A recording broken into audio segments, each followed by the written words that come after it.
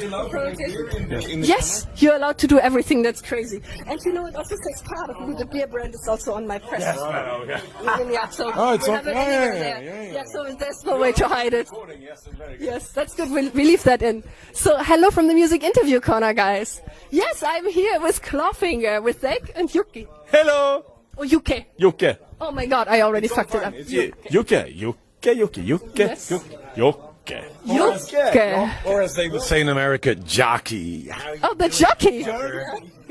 I'm here with jockey. Oh, Yuki. Turkey too, yeah. Okay, but Yuki is Yes. correct. Oh, Jocke, it works. Okay. I listen to most of the versions. Okay, good. Flexible. That's good. I like it that you guys are. Look. Oh. Oh my god, this is fascinating. Close, yes, I'm for 50 plus, so it's very... Oh wow, this is absolutely amazing. I can stretch later and you will see how flexible I am. Oh yeah, we want to have that as like bonus material for the interview. Okay, so my first question is, you just played here at the first ever Hellsinki Metal Festival. Oh, it's the first one. It's the first ever. Oh, okay. Yes, how did it feel? We crushed them with the positivity, happiness, and aggressive music. I loved it. It was brilliant. And it was also nice to play early because that means we're done. And we can be dumb, stupid fuckers now for the rest of the evening. For my interview, that's perfect timing. Did you also crush them with flexibility today on stage? Yes. I have a very nice synthesizer solo. Yeah, I play a synthesizer on a Hellsinki festival. That's why I'm saying it. It's really a sampled cello that's really distorted. But then Metal Festival. yes, go to Hellsinki always. Actually, I spelled it wrong when I was writing on Facebook. I was like Hellsinki because I wrote it with double L. But you were like a visionary. Yes, it felt so nice. No, but and then I showed my flexibility for the audience. Cool. Pretty nice for a stiff guy. It was pretty impressive. I was really impressed with your flexibility. It was, I have to say I missed your gig because I was in another interview, but I would have loved to see your flexibility on stage. Right. Oh no, oh my god. Thank you for the Oh, interview. no. No, I was lying. I saw it and it was the best I've ever seen. Please come back. I just didn't. Yeah. We did an You were amazing and you were so flexible. Thank you. Best thing, I will never forget that in my whole life. That was like, I can die in peace now. No, people tell us that all the time. It's amazing, yeah. Oh yeah, and I would like to talk about the rap metal genre in general, because there's of course Rage Against the Machine, but you were kind of the very first European rap metal band. And you were even founded before Rage Against the Machine, right?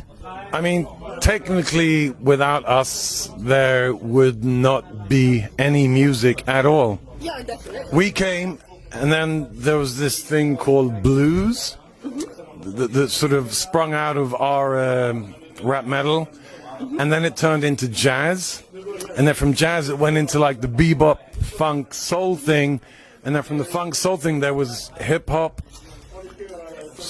I mean, Yes, he's saying that. He's exactly that. That you know, when we started our band, we had no idea that Rage Against the Machine even existed. I'm pretty sure that they are raging against a printer, because printers are the hell on earth. Oh, they can make you rage, definitely. Yes, definitely. It is one of those things that you need to destroy. Yes. Oh no, someone is tempting you with alcohol.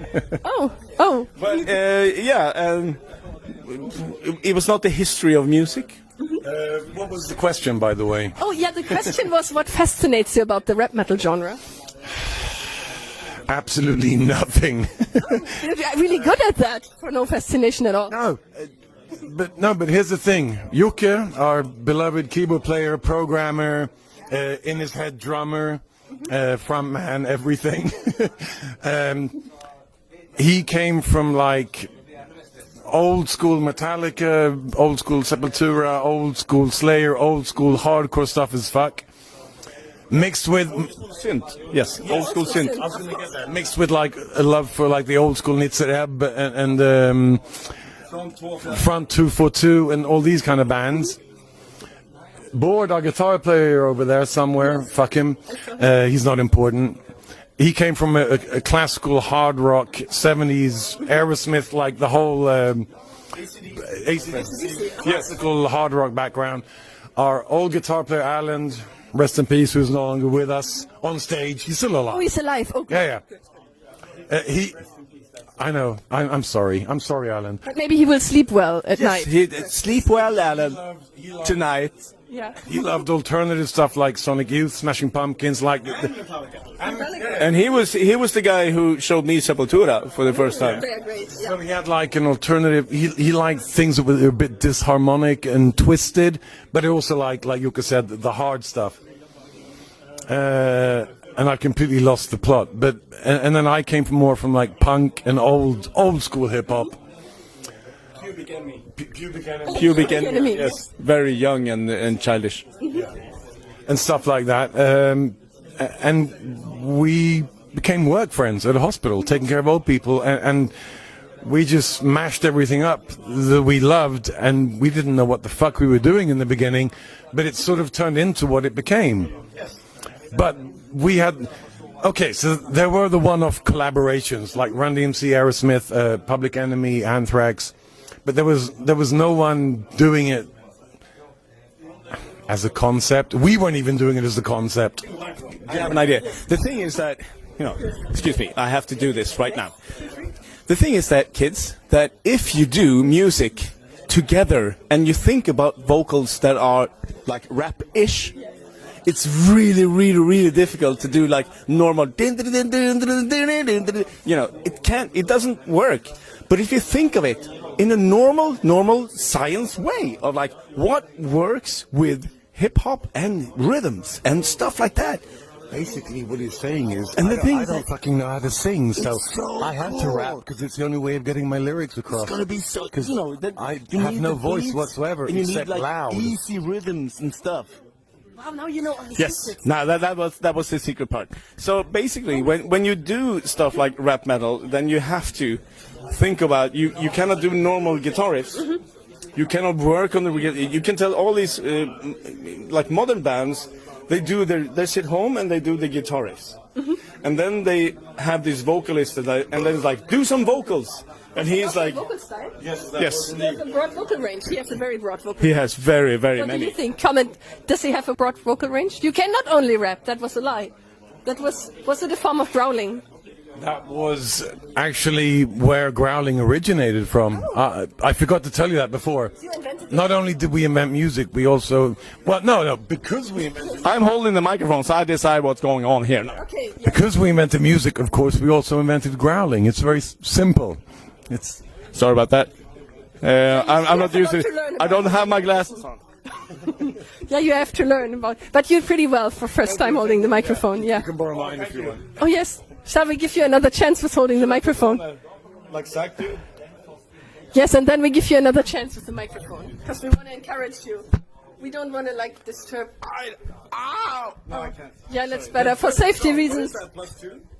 Yeah, for safety reasons, I'm gonna hold on to the microphone now. What was the question again? We wanted to talk about your music at some point. I will just check. We did actually talk about the music. Yeah, of course. It's really difficult if you play normal metal. Oh yes, yeah. So the thing is that when you listen to all this like modern metal, I'm not looking at you, Monument, but you have lots of good riffs, and then you go down to do something vocals on this, and the vocal is like, what shall I do? I'm scared because everything is done. It's an instrumental song, and then you have to add. We did it different.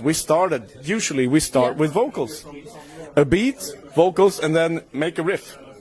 Feel free to do whatever you want, and if we're lucky, we find something cool, and then we have the old dude over there who's behind the camera, and he comes up with the chorus because he's like a pop artist. He can come up with choruses. Yes. Oh wow, yes. And that's one of the points. We send stuff to him. It's like, make a chorus. Oh good. So if I ever need a chorus, can I contact him? Have a nice evening. It was nice to meet you. Oh yeah. We are in the dressing room. I'm sorry for that. No problem. So what I wanted to ask you about environmental patience, because that's the single you came out with, and it was the first single since 2000, your first release, since 2000? Oh, since 2007, I thought, and since your band became active again. Yeah, for a long time. Since our band became famous, yes. Yeah, exactly. Did it feel different to release that one because there was such a long break? No. No. Oh, cool. That was spot on. And for you? What's the long answer? Oh, yeah. Can you give me the short one as well? Now I'm curious. Okay. But what was the inspiration for environmental patience?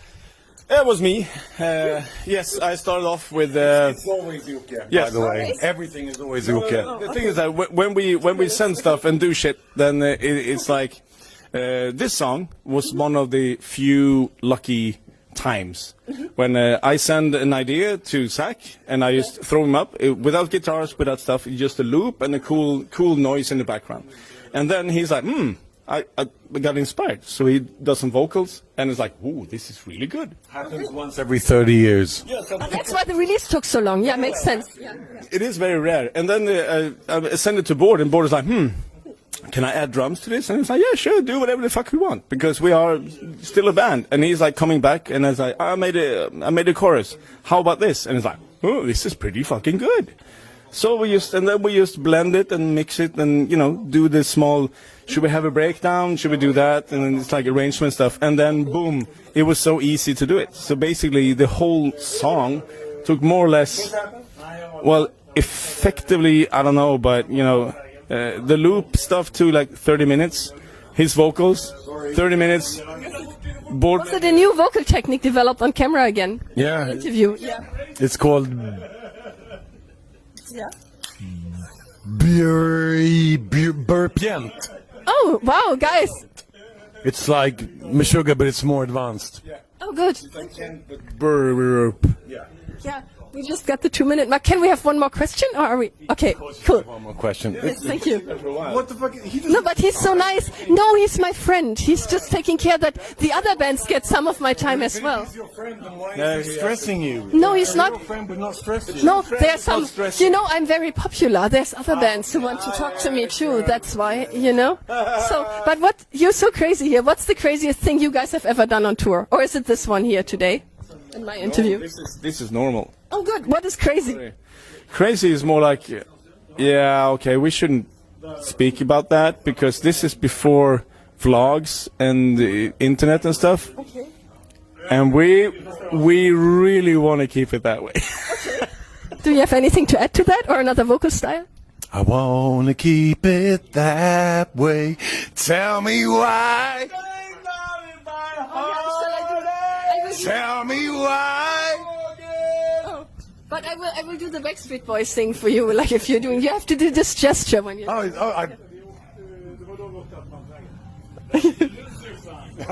Oh yeah, it is. It's Backstreet Boys. Who's sir? L for love.